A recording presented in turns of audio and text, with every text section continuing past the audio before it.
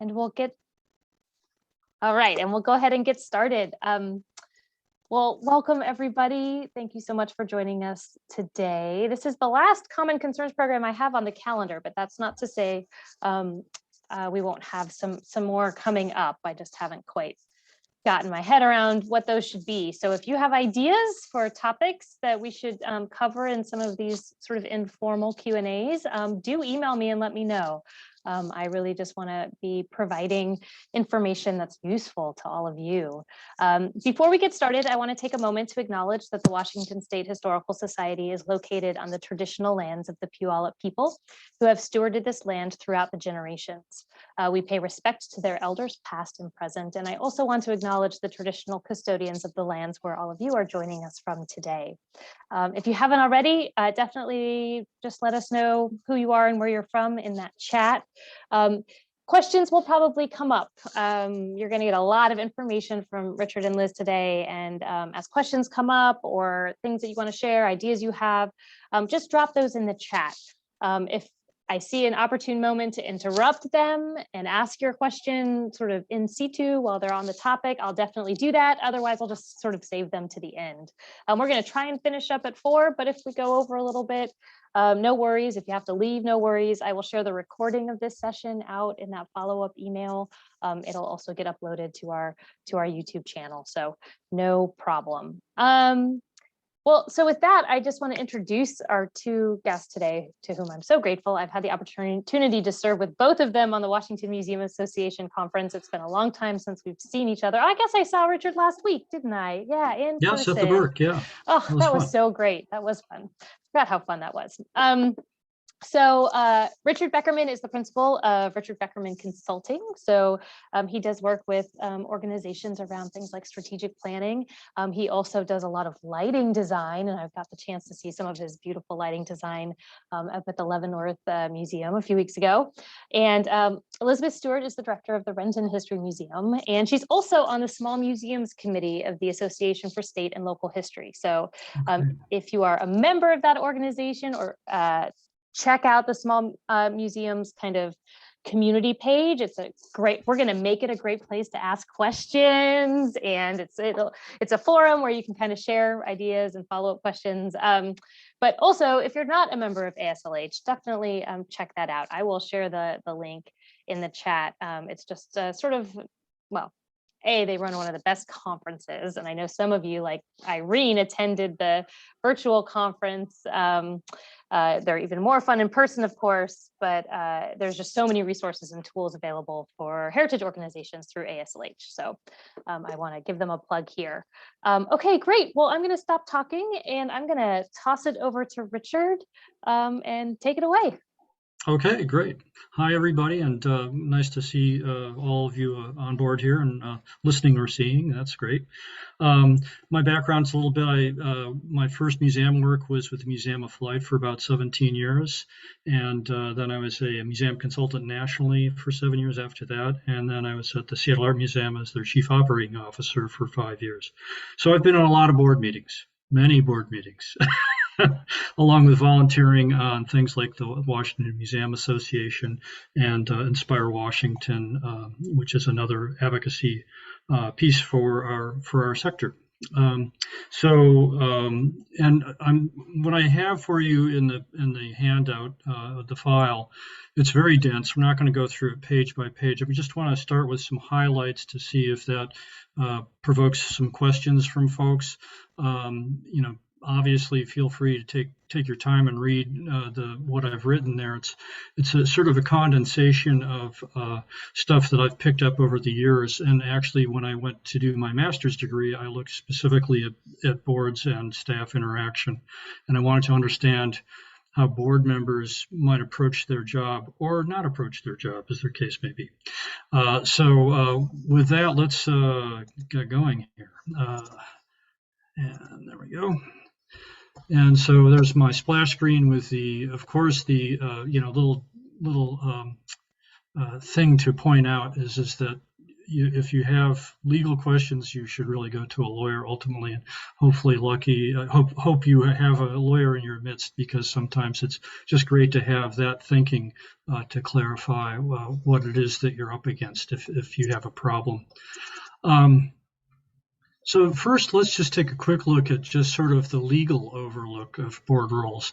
And again, a lot of this certainly it's more present perhaps in the larger organizations where there's a lot more complexity and a lot of people running around.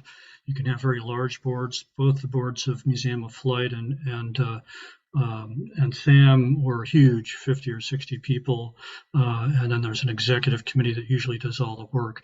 But out of that are some good things to keep in mind for what the expectations are for board members. Sometimes board members come into the role without really knowing much about what the expectations are.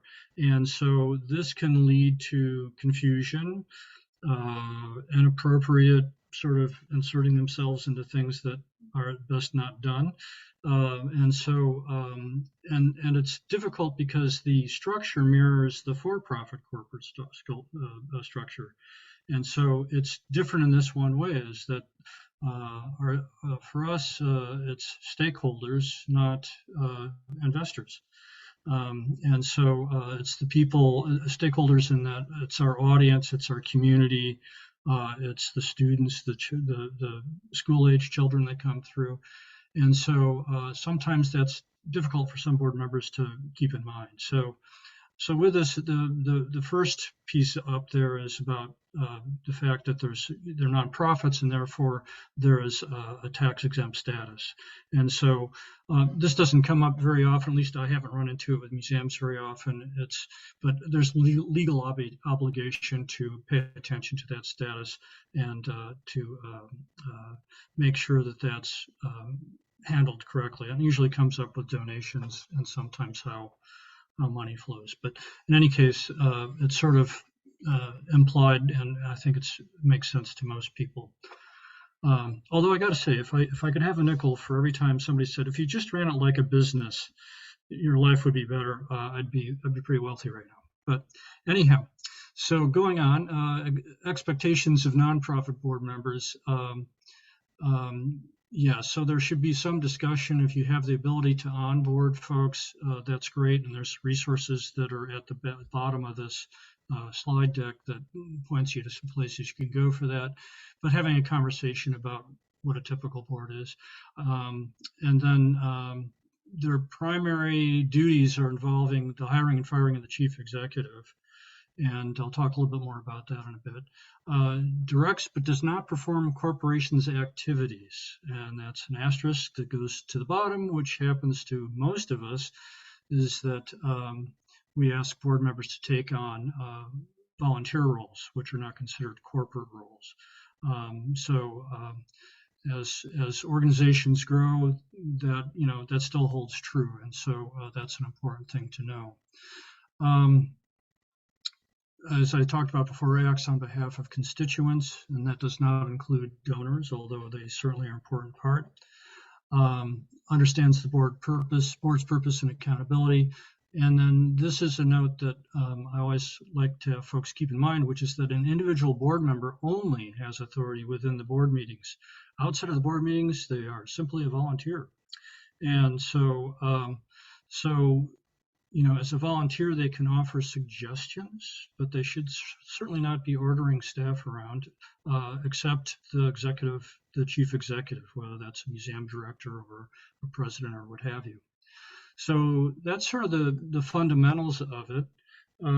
There's two things that I want to go into here. Let me bring them up, and I don't know if it'll change the screen when I change the screen, but let's try it. Are you seeing the duty of care there? Yep, looks great.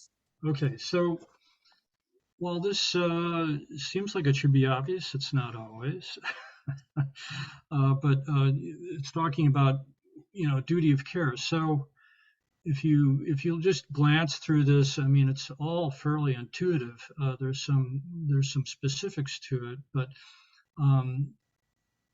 the third bullet point I think is actually a pretty interesting one too, is that each board member must judge what's in the organization's best interest, irrespective of external or internal affiliations.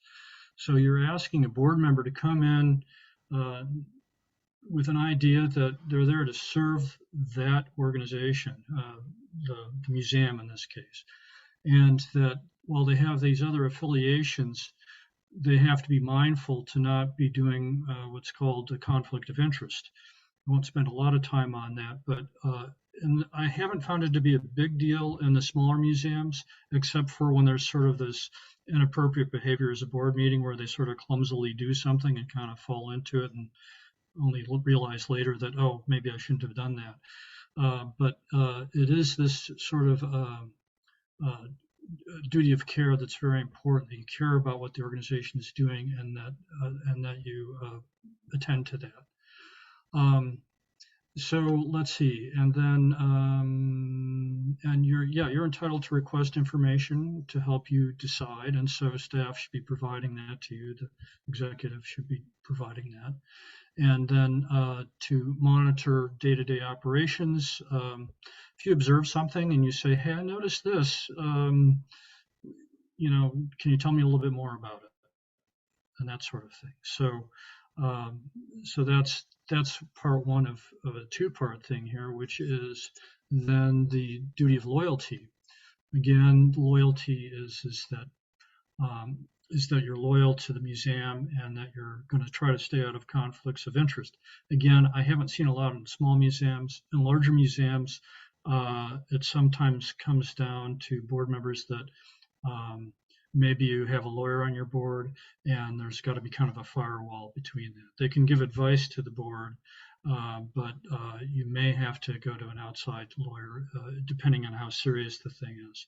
Usually it's not. Usually it's talked through and the parties are brought together and we say, well, we need it to look like this, and we need to understand that it's not a conflict of interest, or that we've anticipated that and we're going to monitor it so that it's not a conflict. And a simple one could be as simple as, oh, we need to recarpet this room. I've got a brother-in-law that's in the business, and he would do it for you at a great price. What's a great price? Maybe it gets more complicated. Well, he'll do it just for the cost of labor.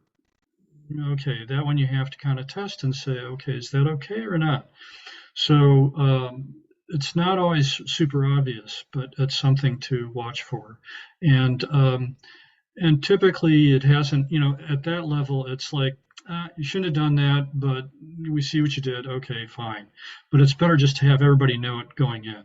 And so there's no surprises, and that there's agreement among the board that this appears to be, a legitimate thing to do.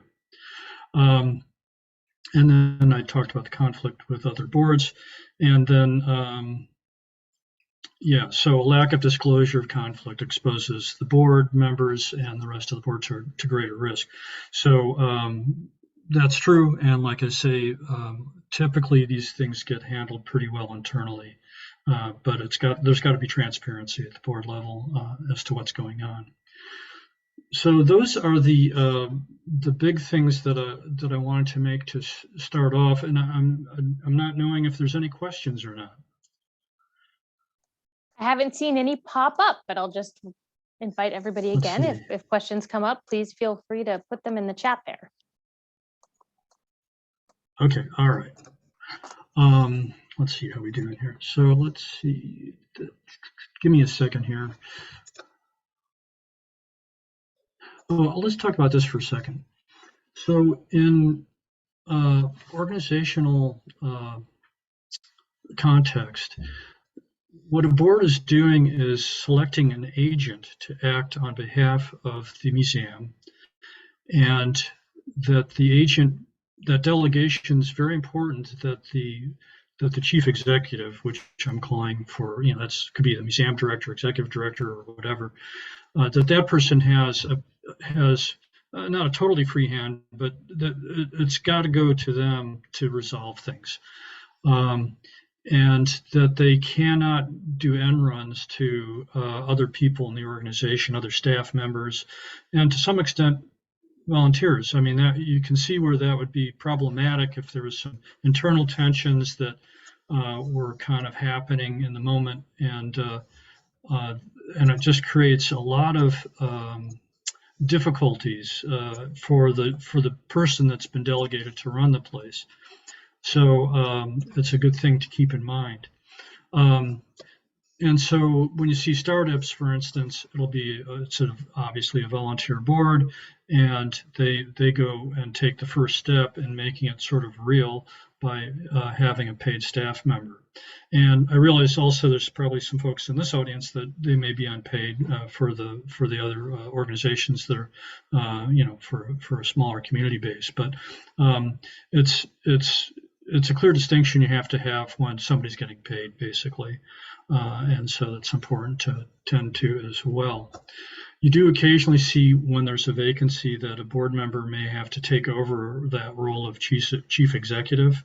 And so that, I've seen that happen in a number of ways, and it works pretty well, and it's a little more delicate matter because the board member that's designated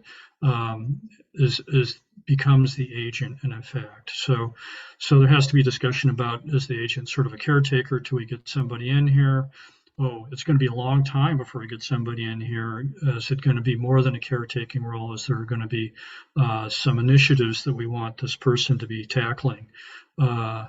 Maybe it's a good time to sort of look inside and see what we're doing and see if we can improve our processes or focus on some particular important element that needs to be focused on. So sometimes it's the person can be a change agent particularly if there's been a dismissal of the chief executive. Sometimes there's some fence mending that has to happen, and that person often gets tasked with that.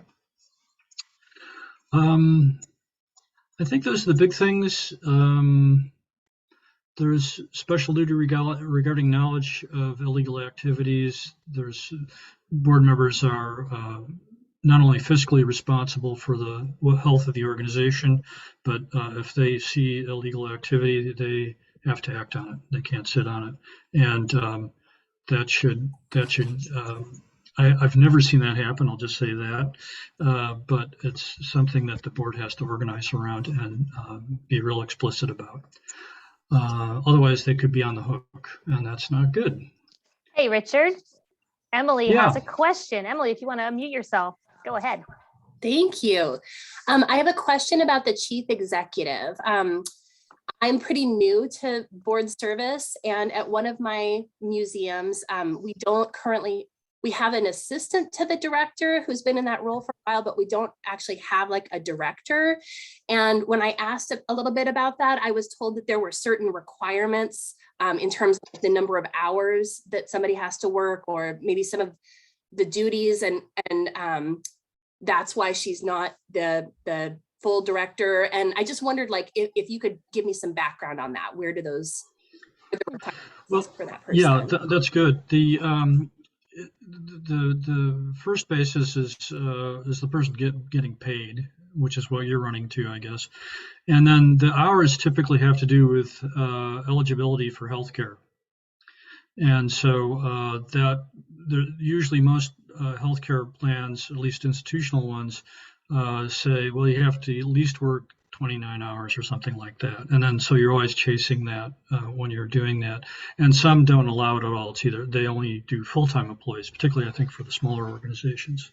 So that's probably what that's about. And good luck to the person. It's sort of like they have a lot of work in a very short period of time typically. So yeah. Did that make sense, Emily? Question.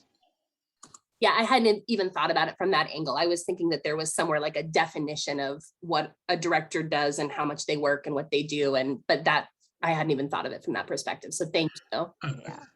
Yeah, you look at any museum job description, everybody's trying to do too much generally. Yeah. So except the line staff, which thank God they can focus on stuff. But yeah, and volunteers too, of course. So. Yeah. Are there any other questions for Richard on kind of, and he's going to share, obviously there was a lot more in his PowerPoint that he didn't touch on, and the PowerPoint is there in the chat. But definitely any questions sort of about the nitty gritty kind of side of kind of board duties and responsibilities before we let Liz sort of share more from the small museum perspective and some of her experiences working with boards. If not, I've got one other thing. So in my graduate studies, one of the things that I saw with board members, and there's this concept of what does a board member import to the organization?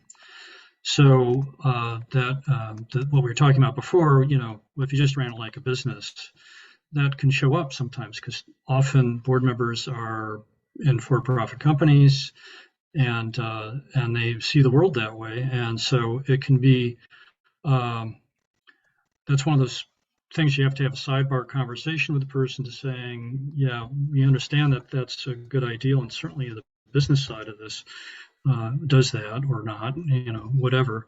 But it's you can't run the museum that way. We depend on philanthropy, grants, all sorts of things that are a little bit different. So it's interesting because it seems so. Museum of Flight had a lot of self-made guys, I'll say it, white guys like me probably, and they were very successful by being very aggressive and forceful and those sorts of things.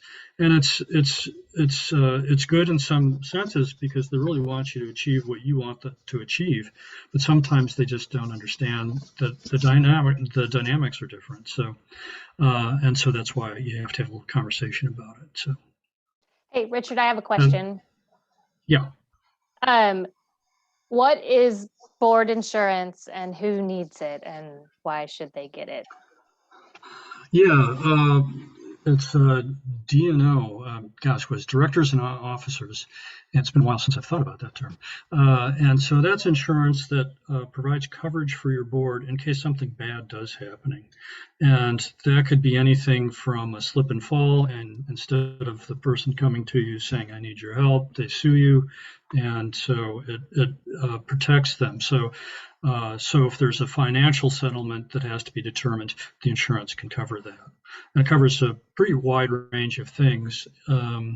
And figuring a dollar value, I don't have a good sense in my head how it would apply in the smaller organizations, but it's good to have even for $10,000. I mean, if somebody slips and you say, yeah, we'll take care of your chiropractic bills for 6 months or something, that helps handle that. So yeah, great, thank you. Any more questions for Richard before we toss it to Liz? Yeah, Georgine, for sure. Let's see if I can help you unmute. I'm not sure I can. Oh, there we go. All right. Well, I was just wondering when you were talking about the board and what they do. Like, we have a very small museum in a small community, and we have officers of the board, and then we have committees and we have volunteers. So most of our board members serve on the committees and do the day-to-day. We don't actually have a director, so we're just kind of Well, do you have any sort of insurance, slip and fall, or? Yes, we do have we have our board members insured. Yeah. Okay, that's great. And Georgine, do you have a board president who kind of takes on that leadership role, overseeing the whole museum? Well, the board decides on things together. We don't really have like one person in charge that oversees. That's kind of my question is, should we, even if it's all volunteer, should we have that person? Because we don't have paid staff. Yeah. I don't know that there's anything written in tablets that you have to have one, but I do think it would be good to delegate to one person to facilitate the group, unless it's small enough and the decisions are simple enough that you don't need that. But it seems like to get things, I don't know, it seems like to get things done, you need one person that's sort of paying attention to the timeline and what has to get done. And maybe you guys do that just because you just kind of worked with each other enough that you just fall into doing that. So I don't think there's a hard one way or the other is better. And I've seen collaborative small teams do a great job. Okay, right now there's probably 2 of us that do a lot of the work at the museum and kind of coordinate stuff and let the others know. So, And you're in charge, Georgine. well, I'm one of them, yes. Yeah, there are Yeah. Greg from the Olympia Historical Society is on the call and just said in the chat that your organization sounds a lot like his. And like Richard said, it can be very successful if like kind of you can find consensus around the important decisions. And but yeah, it maybe doesn't work for every organization. Yeah, and if it's just one last note on that. There's also the longevity of a person being a board member. Should you have term limits? Should you not have term limits? And I always find that a little hard. If you have a gem, it's hard to let go of them, and maybe there's a way to keep them sort of involved in sort of one of the volunteer committees, one of the subcommittees. That's a good way to keep them engaged. And then after they've done a year or two or whatever you have in your bylaws, then they can come back onto the board. And it's good to circulate them anyway, because they'll see the museum somewhat differently maybe, and maybe they'll think about it differently when they come back. That might be helpful.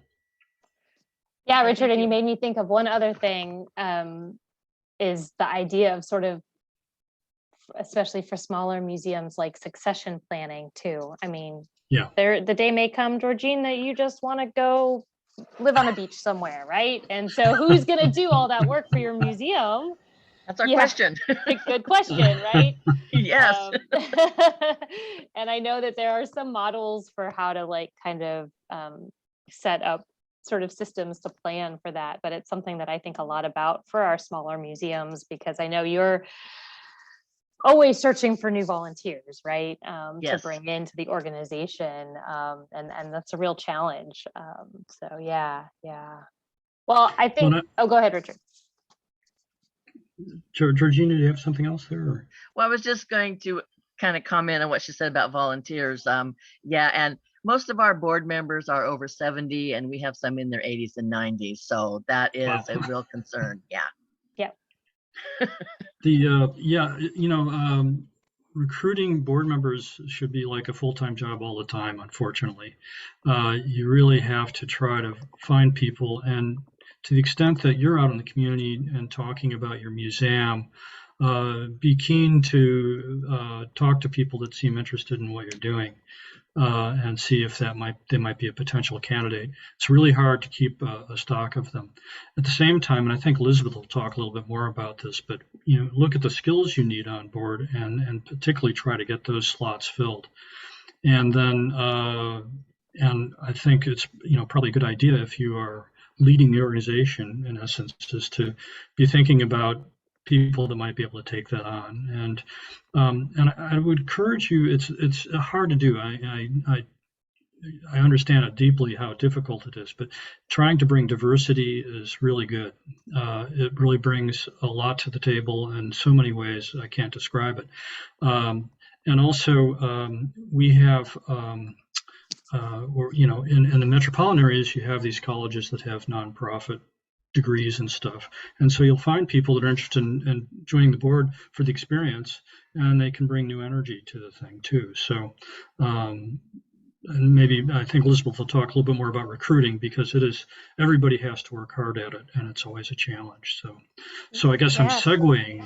That was a perfect segue, and I am going to toss it to Liz, and in the meantime, I might put Carol on the spot to share in the chat. I believe at DuPont, they have a rotating spot on their board for maybe a high school student or a college student. Oh, cool.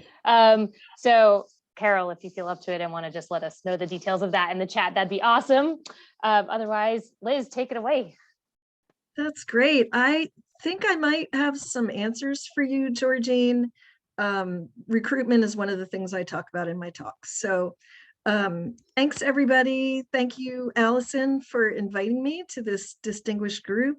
Richard has so much experience, and when you look at his PowerPoint, you're going to learn a ton. It's going to double what you learned today. So I'm going to turn off my camera so that my face is not competing with my voice, because I may have a little bandwidth issue here. Whoops.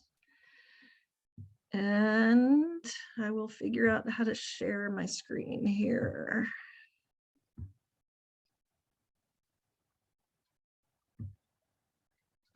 Okay, can everyone see that?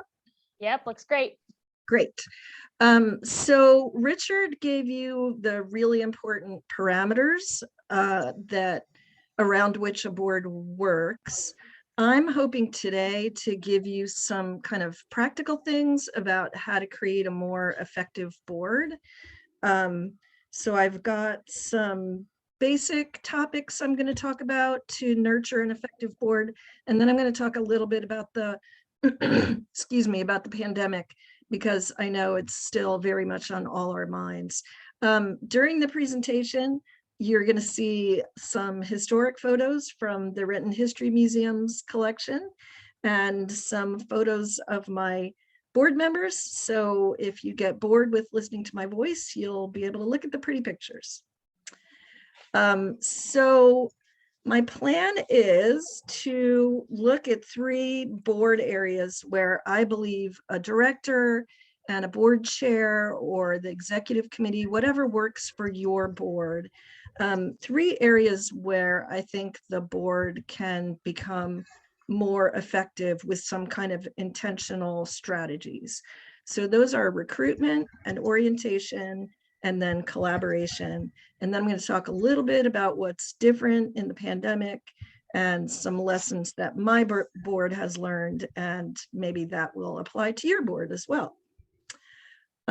So volunteers join your board for a lot of different reasons, but hopefully the #1 reason is a passion for what your museum or your historical society does and a desire to help you succeed. That's kind of the glue that holds everybody together, we hope. Along the way, as they serve on the board, you hope that they become more effective at their jobs. They learn more about your mission and kind of the intricacies and the subtleties of how your museum does what they do. And then, of course, you hope that board members like each other and respect each other, as well as other volunteers and staff, paid and unpaid, and enjoy spending time together. These kind of soft interpersonal things are like the key to making your board successful. So this is where staff, paid or unpaid, and the board chair can really help boards be highly effective, because you're going to be the expert on your organizational operations, and you have a handle on both the 50,000-foot view of the organization if you're a director, and on the day-to-day details. So the board needs you because of that intelligence about how the organization works. Their ability to function depends on your ability to communicate and help them achieve their goal, whatever it is. But #1, you hope their goal is to be helpful to your organization. So Richard talked a little bit about recruitment, and he's right. In a normal world, anytime you go out into the world to do some outreach for the museum, or you go to a social event, you can always be talking about your museum, what's so great about it, and what's so great about board service. The recruitment process is the moment that you're going to start the board moving towards success.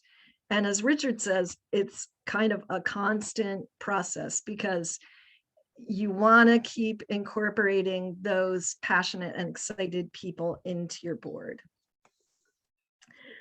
Historically, recruitment's been really difficult for the Renton History Museum for one reason or another, but in the pandemic, somehow we've picked up for new board members, which is awesome. And I'll talk a little bit more about why I think that is. So recruiting appropriate board members is the first step toward excellence. If you and the board really understand your mission and where they fit into that mission, you're going to be able to thoughtfully and intentionally build an effective board. Those people are the absolute first step.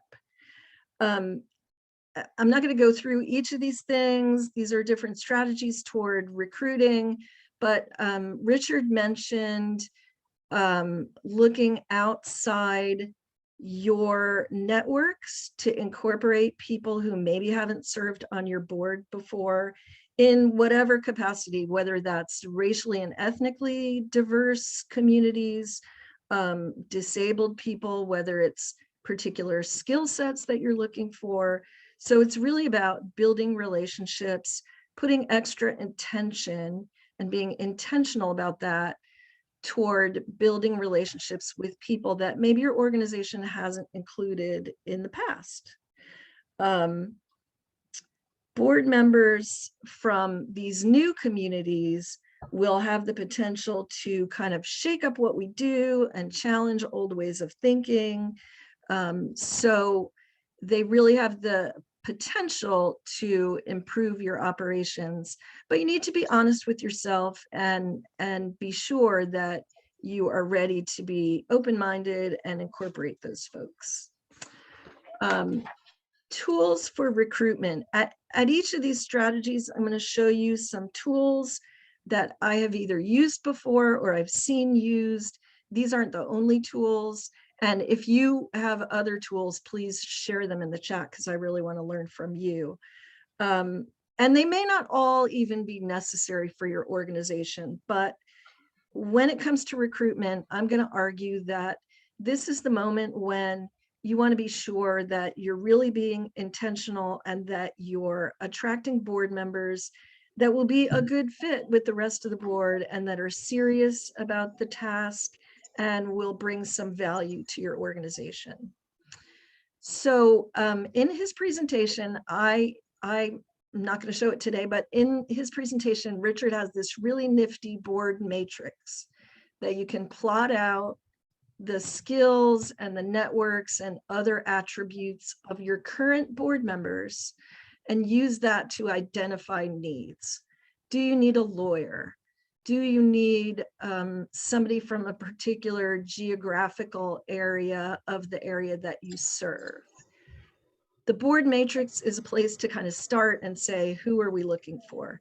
And then if you're serious about the process, you use kind of some of the same tools, a little more relaxed, a little more informal, but the same tools that you'd use if you were trying to fill a job. So you have an application, you should have job descriptions for officer positions, but definitely for trustees.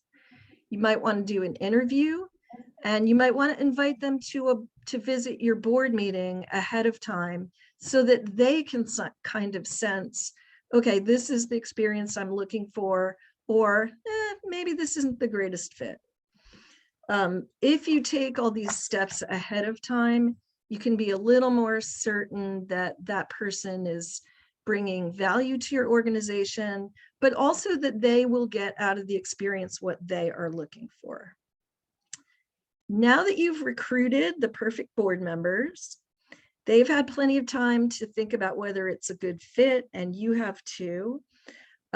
You want to be certain that they have the information that they need to be effective as a board member.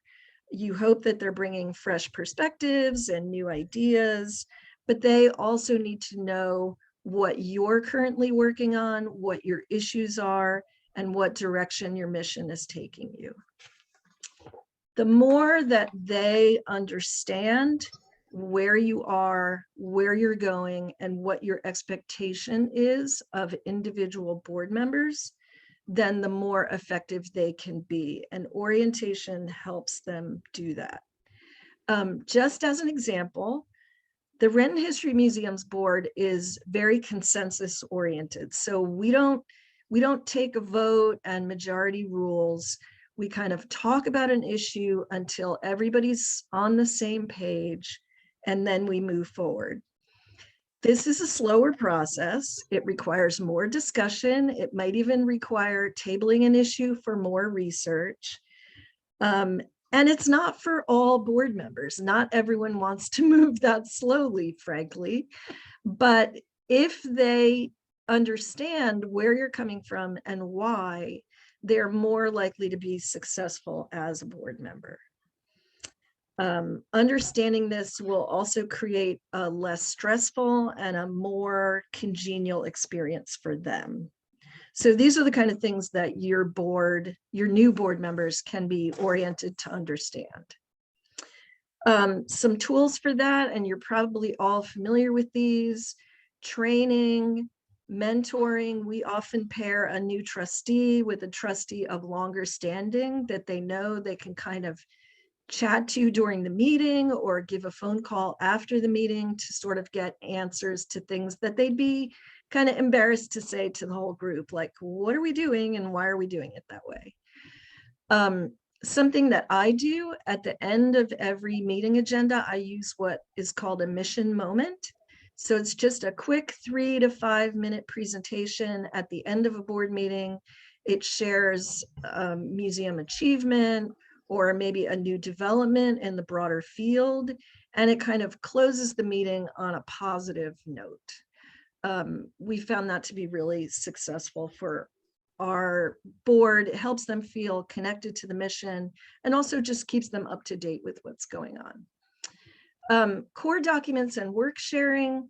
I'll talk a little bit more about this in my pandemic section, but these are areas that need maybe a little bit more attention during the pandemic because you're not face to face. You may not be using paper documents. So we have been using a work sharing app called Asana, and all our core documents are always accessible there, whether it's the budget or the bylaws. So folks can kind of dip in to Asana, get their board packet, check on a core document that they can't find on their own home computer, and just generally stay up to date with the work of the board. And I should have said, if you have questions, please feel free to put them in the chat or stop me. So you've recruited great board members, you've got them trained up. Strategy 3 is collaboration, and this is an ongoing process. It never stops because you're dealing with people, and people change over time. We've really noticed this in the pandemic. People are under different levels of stress and different issues. So the more you can hone your interpersonal skills to help people effectively collaborate, the better your board will be. So it does take 2 flints to make a fire. Sometimes it makes more than 2 flints. And that is where the board chair and the director can really assist boards to be effective throughout a board's life. It's, as I said, it's an ongoing process, and it's something that you always kind of want to keep an eye on. So in order to do that, you want to constantly feel the pulse of the board as a whole and that of individual members, and hopefully you're having conversations. But it does require constant nurturing. You want to make sure, what are individual board members' goals for the experience? Are they getting what they want? Do they want to build a resume? Are they looking just for a social outlet? You want to make sure that they're getting what they expected and what they need from the experience, and that will make them better board members. And then a challenging thing for an executive director sometimes working with the board, or even for the board chair, you have to be ready to see the board make change. You have to be open to listening to new ideas. be sure that everyone has a chance to share. That may mean going around the room with a question and getting everyone to weigh in. But I have found with board members that for some board members, if they know they're not going to need to participate, they may stop reading the board packet and being prepared for the meeting. And before you know it, they've kind of drifted away from the board. So that opportunity to let them speak their new ideas, share what they're thinking, is a way to create a stronger board, and a board that will ultimately move forward together.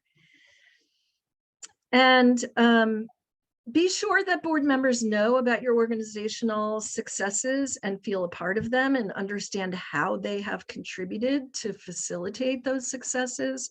Again, it's really important in this collaborative process to make sure that folks feel a part of something bigger and that they're contributing as well.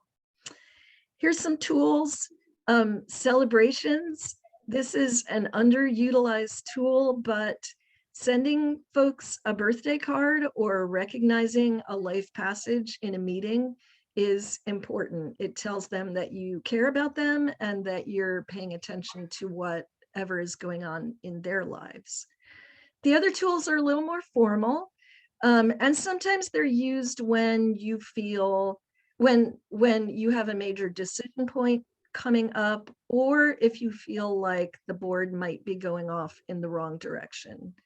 Board retreats and outside experts are a really good way outside of the meeting to kind of bring everybody back together, hear folks, and maybe recruit a facilitator or an outside expert to help correct the direction of a board if you feel like things are going wrong. This is also an area where the board chair is really important. In your meetings, you may find that you have a board member who's monopolizing all the time, or other challenging issues in a board meeting. If you have a specific agenda with a logical order and time limits for discussion items, that will help a lot in alleviating some of the kind of interpersonal difficulties, particularly for people who are new to board service. It takes a little while to get into the swing of how much can I talk and what's a good question and what's a question for outside a board meeting. I have occasionally used anonymous board member surveys to kind of pinpoint areas of dissatisfaction when people won't say them out loud. It's a good tool that you can use. So what's different in the pandemic? Aside from everything, a lot of things, as you know, have been different. And I thought I would share some experiences that our board has had so that, you know, we all don't feel like we're going crazy in the pandemic. So in the pandemic, of course, before the pandemic, we'd been doing face-to-face meetings. We quickly had to find a tool that everyone would agree with, and that ended up to be Zoom meetings. Some people are using Microsoft Teams, some people are using Google Hangouts. There is, as you all have experienced, there is a certain amount of kind of getting used to the technology, getting used to muting and unmuting yourself and sharing your screen. It is a little disruptive, but what I have found for my board meetings is that people do not arrive at the meeting stressed out from traffic, thinking about their difficult day. They have been much more focused. Their face is on camera, so they tend not to zone out quite as much. And it's actually for us been a much more effective way of meetings. So I'm really excited about that. Because of the stress of the pandemic, we have added a check-in at the beginning of meetings, just kind of 1 minute, how's everybody doing? And folks can share, you know, whatever it is, they had a scare with a, you know, exposure to someone, or they have a new baby in their family, whatever their joy or their challenges, they can share it at that moment. We struggled with fundraising. My board wasn't sure if we try online fundraising, will our audience follow us? How will the technology impact us? In 2020 and half of 2021, what we've kind of ended up doing is, instead of trying to do major events online, we've done much more kind of a much more hybrid of kind of Facebook fundraising and direct mail appeals and things that we thought were appropriate for our audience and would be easy enough to do. Thanks to Black Lives Matter, we really spent a lot of time examining who we serve and how we do that, and thinking about, are we doing all we can do? Whatever you think about diversity, equity, and inclusion, we can probably all agree that small museums always need a bigger audience and a bigger pool of stakeholders. So to the extent that what we do in the building is more representative of our community, that will happen if you're committed to it and you're honest about it. And finally, we had a lot of board members who kept asking, when will this thing be over? When can we meet? You do kind of have to, you know, with good health and safety advice, you kind of have to clamp down on that a little bit, because there are some board members for whom this is very stressful and they have underlying health conditions. And so you don't want to make folks uncomfortable. You want to kind of bring everybody along together. So lessons learned, you've heard this all before: greater flexibility, sense of humor has been super important. And obviously we are continuing to learn new lessons. You know, we've got reduced capacity right now. And the board is still trying to figure out, what does the budget look like for 22? What does attendance look like for 2022? And none of us know. So we have to continue to be great communicators and great collaborators and just try to work these problems together. But I'll tell you what, the board is really the best asset in terms of keeping your finger on the pulse of the community and tapping into all the skills and the knowledge that you need. And it's just a question of kind of constantly making sure that you're all moving together, moving forward together, and that, you know, folks are getting from the experience what they need in addition to helping the museum. And I hope some of that has been helpful. Obviously, I'll share this PowerPoint with Allison because I know I went through the tools really fast. But there may be some new things in there that will help your board in this crazy time. So thank you. Thank you so much, Liz. Yeah, I think we've got such a great combination of kind of the more technical nitty-gritty from Richard, and then some of those just kind of practical things from Liz. So we're just going to open it up for questions for either of these folks. If anybody has anything that Liz mentioned that you want to know a little bit more about, I did share in the chat just a link to a sample of or an example of a board matrix worksheet that 501 Commons has on their website. They're a great organization to explore, but you know, we can pull together some other ones if there's ones that Richard maybe suggests we share. I'm happy to pass those along too. Anything that Liz mentioned that you're thinking, I'm gonna try this with my board, or you just got to process and mull? Yeah, it's a lot. It's a lot, and I recently joined a board of a friends group, the Fort Nisqually Foundation, and it's the kind of board that's transitioning from being like really just kind of made up of volunteers of the museum and really there to sort of support the operations of the museum to being a fundraising board. Yeah. And so that's been an interesting kind of transition. And certainly we're going to look for different kinds of boards members with different skills. And so that's been kind of interesting to watch. We have big capital projects ahead and want to raise a bunch of money, but we've all got to learn how to do that or ask the right people for help, I guess. Yeah. That's a I also, big passage, a it big is. organizational passage. It is for sure. And I want to thank you, Liz, too, for mentioning, because I definitely see it kind of as connected, growing our audiences and growing the audiences that we serve. And I know a lot of you, your communities are changing, people are moving, and the demographics are changing.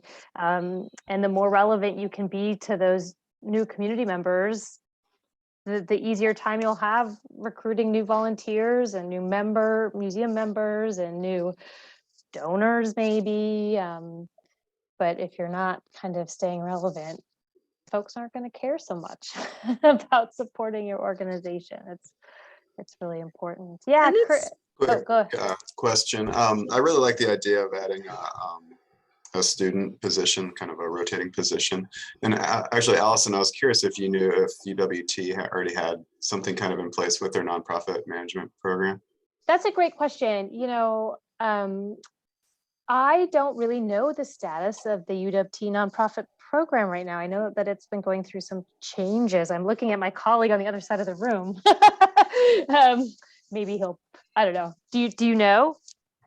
No, he doesn't know. Yeah, so I'm not sure, but that would be a great, I love the way that you're thinking. That would be a great spot to kind of find some interested folks. And so I can definitely, and for many of you, your local community colleges may have coursework in nonprofit management. So there might be some pathways to getting new and younger board members that you hasn't occurred to explore. Yeah, Carol, do you mind unmuting and just telling us where you have sort of found your young board members?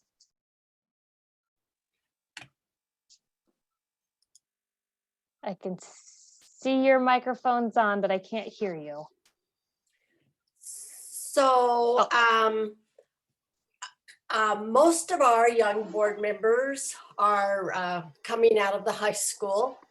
And generally it is because somebody knows somebody who has, there's a young student who either has mentioned that they're interested in history, or there's a young student that seems to be spending a lot of time in the museum, or has volunteered a lot at one of our events, or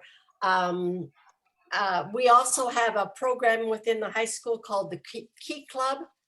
And sometimes we can get students out of the Key Club because they are kind of volunteer oriented. The other thing is through through Parks and Rec, they also have a teen council. And so sometimes we can get kids through them. Like I say, right at the moment, it just so happens that one of our students that was on the board, we had two rather young ones. One was just graduated from college, and he happened to get a job, and so isn't serving on our board anymore. And the other one last year when we were studying at home, he could still come to be on our board, but now that he's gone across the mountain back to school, he no longer is on our board. So it is kind of fun though to have them come. It's fun because most of our board is, although we have some younger people on now too that are, when I say younger, probably in their 40s and 50s. But anyway, it is fun though to have high schoolers on the board because their ideas and their understanding and what they're interested in is so much different from some of us that are in our 70s and all of that.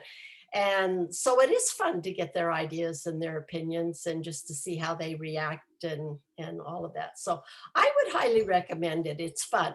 I just wouldn't expect them to stick with you for a long period of time because they're going to find other things that they want to move on to. So. Yeah, no, but I love that you guys do that, Carol, and I love that you appreciate what they kind of bring to the table. And sure, they're probably looking to, pad their college application or whatever, but if you can benefit from their energy for a little bit, that's great. I know Greg has a question really quickly. my colleague Andre just shared with me the link to a program at UWT in the business school that actually, it sounds like it places students on boards for a period of time during their coursework. So the link is there. So definitely check that out, Christopher. Yeah, Greg, go ahead. Oh, thank you, Allison. I was just really interested in hearing what Carol had to say about her experience, because we're just right now looking at amending our bylaws to have a designated youth or student position on our board. So I was just curious, and Carol was really helpful. But a thing that I was wondering about is how would we go about recruiting those? So those are really good tips, Carol, for helping us. And I was also kind of curious about Elizabeth's appointment or point about recruitment for board members. And I just sort of I found myself thinking it seemed like it's such a struggle for us to recruit board members that I was sort of interested in sort of if other people or other of you out there have the same kind of, if it's easy to recruit board members, if people approach you about being board members, or if you have to go seek people out. Yeah, Liz, why do you think you've had so much success? Maybe you mentioned it and I was distracted, but why the boon in new board members? I'm not sure, but I do think that the Zoom meetings remove some barriers to participation. Before the pandemic, we found that folks just did not want to volunteer doing committee work of any kind. But then we picked up 4 new board members, and I think it's because partly they don't have to travel. They can do it from their home office and then, pop right back to work or whatever their other responsibilities are. But in terms of what motivates them, yeah, I am not sure if this was kind of unusual because 2 of them were former employees. So it may be just that thing of recruiting people who already really know you well and feel good about you and want to help. But it always has been a struggle for us as well. And I think just, keep working the magic formula, talk to people that you know and tell them why you enjoy it and why the museum is important. And sometimes it's planting a seed and it doesn't take root for 2 years or 3 years whenever things in their life are right. So yeah, Greg, I was wondering if there are some programs at Evergreen that might be a source of potential interest by young people, whether they're history students or I don't know, I have no idea if they have a nonprofit program. Richard mentioned Seattle University and the UW Museology program in the chat for sure. But just as a potential pool of maybe interested people, again, knowing that they might not be with you for very long, as Carol said, but they might come back, they might, serve one term on the board, Yeah. but maybe, when they move back to Olympia to raise their family in 10 years, maybe they'll reconnect. Sometimes you got to play the long game. Yeah, I think we're building into our bylaws that those positions would be 1-year terms with the option of two additional terms, 1-year terms, for a total of 3 1-year terms at their option, and give them a gratis membership in the organization as another incentive. that's a great idea.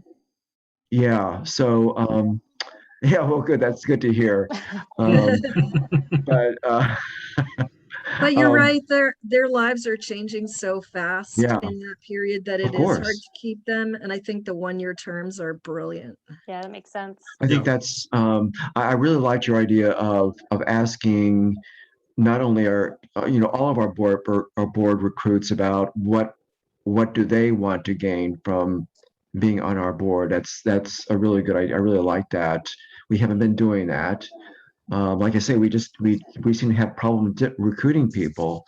I also want to ask you, I think you said that you have job descriptions for your board members, Elizabeth? We do. Yeah, we have a job description for each of the officers, and then a general job description for general trustees. Was And it that kind of something lays you out would the share different with committees. us? Sure. Yeah. Yeah. Yeah.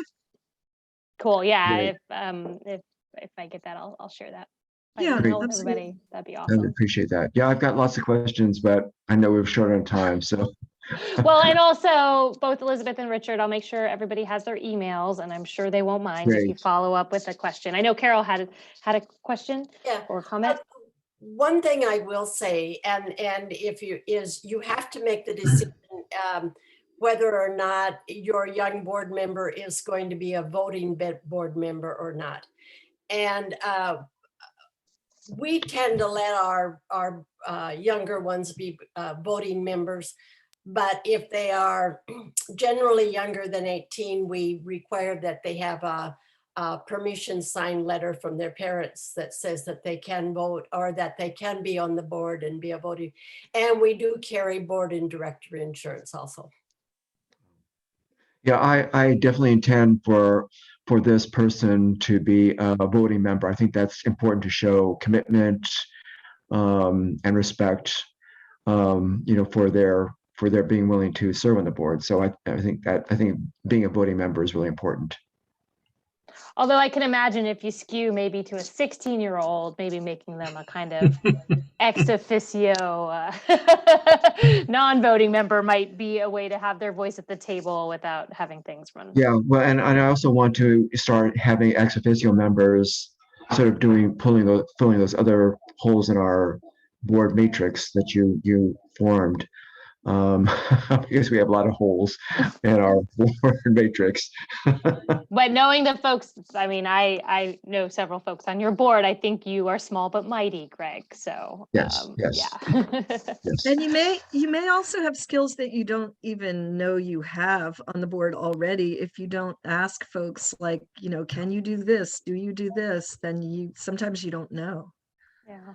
True. That's true. Yep. Yeah, I'd like to just talk about one exception. If you're going for diversity, you have to look at it more of as more of a courting sort of thing. You just can't walk into the community and say, who wants to work at a museum or be on a board of a museum? You need to build some rapport and trust and be transparent with them that, we want you a part of the community and therefore a part of the museum. And people need to think about that for a while because they haven't always been treated well in the past. So that's something that should be our expectation going forward.